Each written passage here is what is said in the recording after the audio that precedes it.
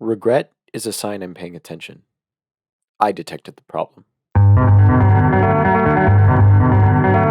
As the coldest month of the year began, there I was, laying in bed on my laptop. The feeling of accomplishment, of achieving my goals in first semester started to fade, and so began the realization that another 5 months of hard work sat right around the corner. My motivation for school was shot, but the apprehension of getting rejected from uni gave me an artificial work ethic. I needed to do well, to meet the expectations of my own self, but I simply did not care. Come the first week of English, and I hear two words get repeated ad nauseum: process work.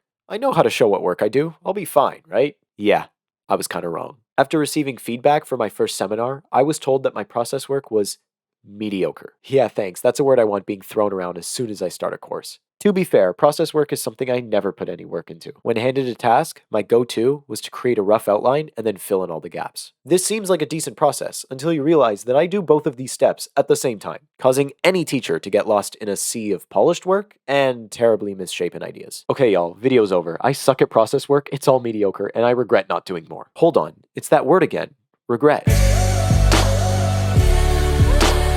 The gears are turning faster, and I've begun to settle into the groove of second semester. As I read Wuthering Heights and become absorbed in its 19th century depression, I make note of every aspect of the novel. Typing away, I feel the word mediocre fade from my mind, as the process work I so desperately needed to complete was finally being attended to. Except for one thing. I forgot to write down quotes until the last quarter of the book. In hindsight, this was really stupid, but my genius self didn't want to break up the flow of the book to write big, long quotes. Oh, how dare quotes ruin the experience of boring British people manipulating each other. Little did I know, I'd have to scramble looking for quotes for my response, like a bunch of middle-aged people scrambling into Target on Black Friday. Now, I did manage to find all the material I needed in time, but I spent so long looking for it that it detracted from every other aspect of my response. Grade 12 English 2, Sasha 0. I needed to improve the process I took in doing my work. My thinking was suffering, and pretty sure I know how to think. All I need to do is actually be thorough for once. I regret not writing down any quotes. Will this man please shut up about regret?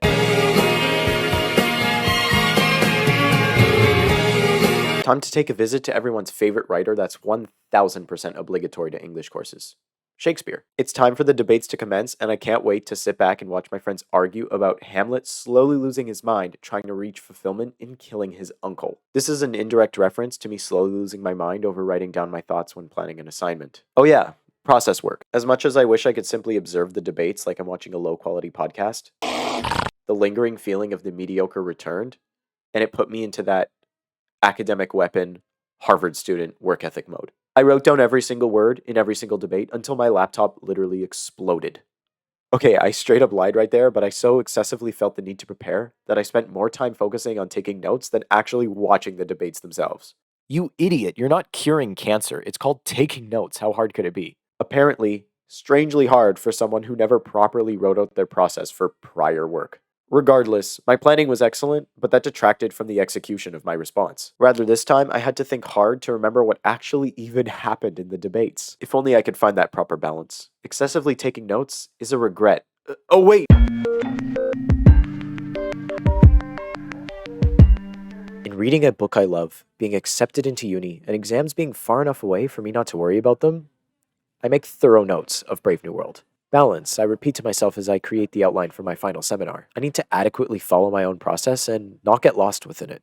Proper planning and time management, the most underrated aspect of process work, channeled into a presentation I was genuinely proud of. It felt like I actually had control over my own process for once.